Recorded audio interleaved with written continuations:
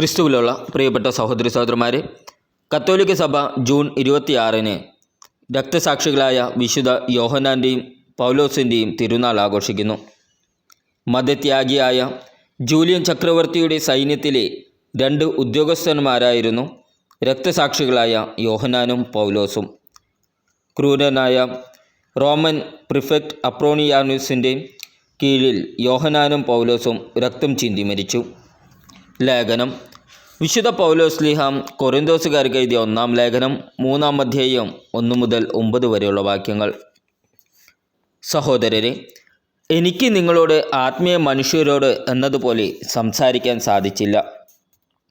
ജഡിക മനുഷ്യരോട് എന്നതുപോലെയും ക്രിസ്തുവിനെക്കുറിച്ചുള്ള അറിവിൻ്റെ കാര്യത്തിൽ പൈതങ്ങളോട് എന്നതുപോലെയുമാണ് നിങ്ങളോട് ഞാൻ സംസാരിച്ചത്.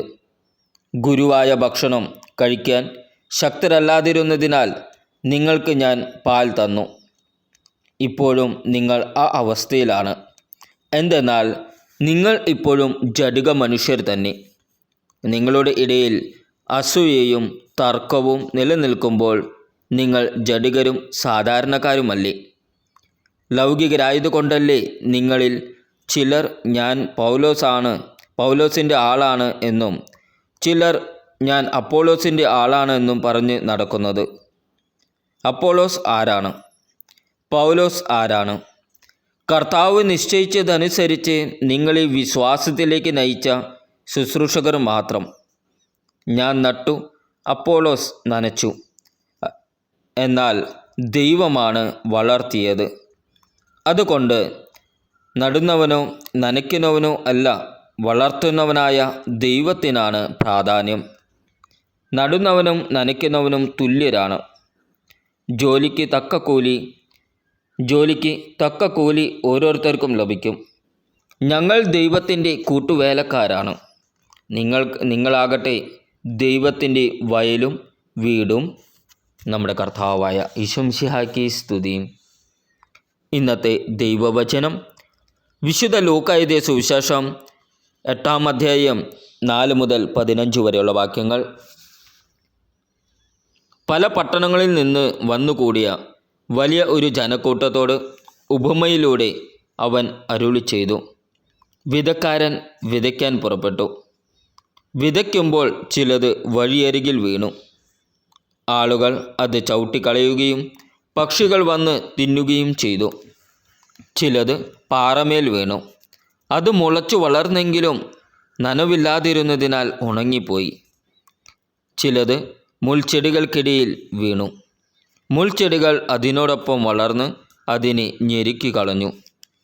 ചിലത് നല്ല നിലത്തു വീണു. അത് വളർന്ന് 100 മേനി ഫലം പുറപ്പെടുവിച്ചു.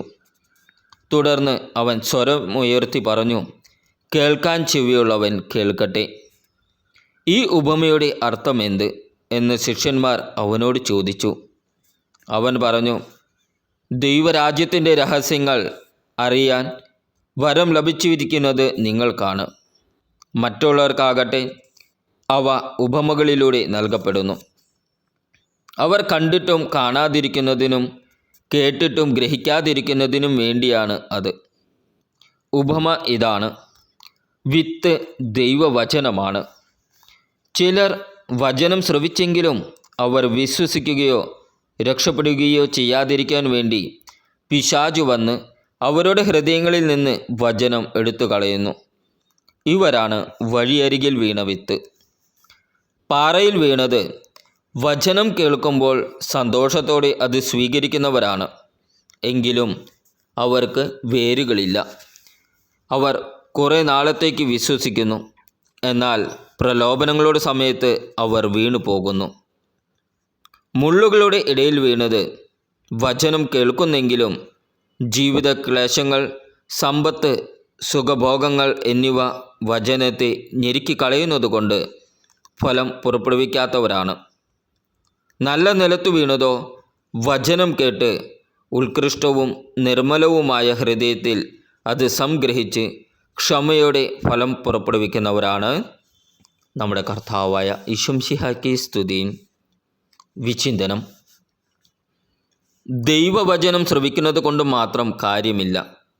ആ വചനം ജീവിതത്തിൽ ഫലമുളവാക്കുവാൻ തക്കവിധം മനനവും ഹൃദയ ഒരുക്കവും വേണം. വചനം ഉള്ളിൽ വേരുപാകി അടിയുറയ്ക്കുന്നതുവരെ നിതാന്തത ജാഗ്രതയും ആവശ്യമാണ്. അല്ലെങ്കിൽ ലോകസുഖങ്ങൾ പക്ഷികളായി വന്ന് വചനവിത്ത് കൊത്തിത്തിന്നും. പ്രലോഭനങ്ങൾ അതിനെ ഞെരുക്കിക്കളയും. ആദ്യ തീക്ഷ്ണതയിൽ വചനം മുളച്ചു പൊങ്ങുമെങ്കിലും ജീവിത പ്രശ്നങ്ങളും സാഹചര്യത്തിൻ്റെ സമ്മർദ്ദങ്ങളും അവയെ ഉണക്കിക്കളയും.